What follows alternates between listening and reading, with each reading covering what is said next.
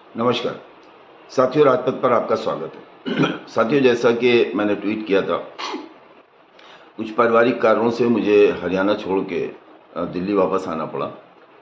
लेकिन पवन और खालिद भी पहुंच चुके हैं, गौरव, ये तमाम लोग वहां पे हैं।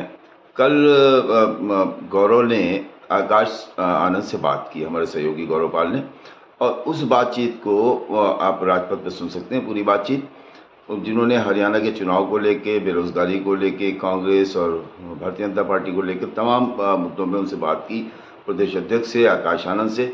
और ये शायद बातचीत अभी तक हरियाणा में चुनाव के बीच में किसी चैनल से नहीं की गई है। तो ये हमारे सहयोगी गौरव पाल से बात की है, ये सुनिए आप और अपने कमेंट करके ज़रूर बताइएगा। नमस्कार।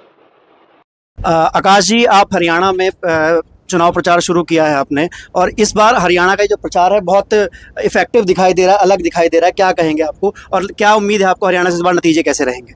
देखिए, इस बारी जिस तरीके से कैंडिडेट का सिलेक्शन हुआ है, जिस तरीके से पिछले एक साल से बेरीवाल सर यहाँ पे हरियाणा में लगे हुए हैं, जिस तरीके से उन्होंने पूरी प्लानिंग करी, उसका ये रिजल्ट आज आप देख रहे हैं कि हम गाँव-गाँव अगर हम घूम पा रहे हैं अपने प्रत्याशियों के साथ और इतनी भीड़ इकट्ठी कर पा रहे हैं, वो उसी का नतीजा है। ये तो ये हार्डवर्क जो है, ये सारा का सारा जो क्रेडिट है हमारे सब पार्टी के पदाधिकारियों का है, वर्कर्स का है।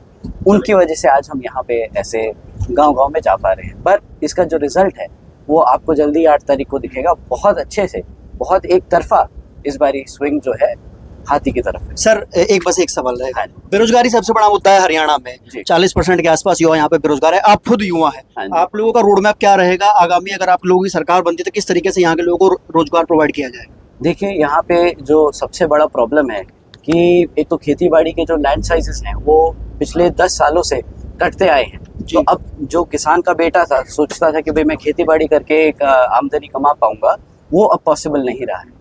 तो यहाँ पर इंडस्ट्रीज को सेटअप करना बहुत ज़रूरी है। जो गवर्नमेंट जॉब्स बैकलॉग पड़ा हुआ है उसको भरना बहुत ज़रूरी है। जो एग्जिस्टिंग 2 लाख पद खाली पड़े हैं उनको भरना बहुत ज़रूरी है। अपॉर्चुनिटी बहुत है, स्कोप बहुत है यहाँ पे जॉब का, कि हम बहुत जल्दी जॉब क्रिएट कर सकते हैं। 6 महीने के अंदर जो हरियाणा में आज से पिछले 10 साल से नहीं हुआ है, वो हम 6 महीने में पॉसिबल कर सकते हैं। और इसमें कोई रॉकेट साइंस नहीं है जी। लोगों की जो पार्टी, जो नेता लोग विधानसभा में बैठे हैं, जो सत्ता में बैठे हैं, उनकी इंटेंशन होनी चाहिए करने की। नहीं तो भारत में हुआ, बताइए, 45% of the youth of Indian this thing is unemployed. It is a joke. बिल्कुल बिल्कुल। ऐसा हो ही नहीं सकता कि हमारे पास काम नहीं है। India is one of the fastest growing economies in the world and हमारे पास नौकरियां नहीं है देने को। ये इनकी सोची समझी साजिश है कि अगर युवा को आप रोजगार नहीं दोगे तो उन्हें हमेशा गरीब, उनको भिखारी बना के रखना पड़ेगा, गुलाम बना के रखेंगे। गुलाम मांगेंगे तो ये हमारा वोट मांगेंगे जी। तो हमें गुलाम नहीं बनना है।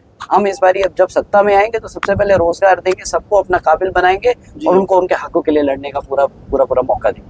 बहुत शुक्रिया। हमारे साथ इस समय रणदीप बेनीवाल जी मौजूद हैं। सर, कैसे देख रहे हैं आप हरियाणा के चुनाव को, और आपका कैंपेन कल से शुरू हुआ है, तो क्या लगता है इस बार आप लोगों के मुद्दे क्या हैं और आपको क्या लग रहा है, नतीजा क्या होगा?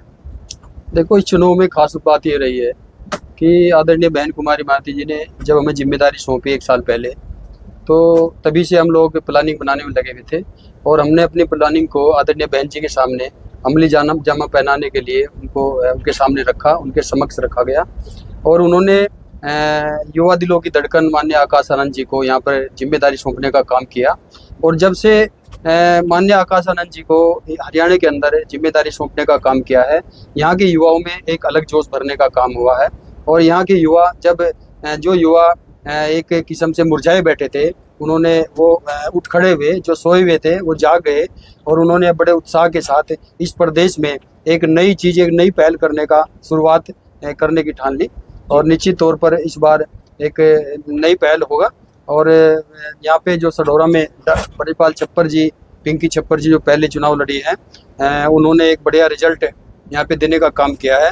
और उसी उत्साह के साथ ब्रजपाल छप्पर जी को बहुजन समाज पार्टी की अध्यक्ष आदरणीय बहन कुमारी मायावती जी के सामने जब इनका रिकॉर्ड रखा गया, उसी के तहत इनको टिकट देने का काम, इनको आशीर्वाद देने का काम बहन जी ने किया और निश्चित तौर पर सडोरा की जनता ने इनको एक्सेप्ट करने का काम किया और निश्चित तौर पे ये इस बार विधायक बनने का काम होंगे। तमाम तरह के जितने भी मुद्दे इस विधानसभा में हैं इस टाइम पे, जो तमाम तरह के मुद्दे, तमाम तरह के मुश्किलें हैं, उनको सोल्व करने का, उनको समस्याओं का समाधान करने का काम ये करेंगे।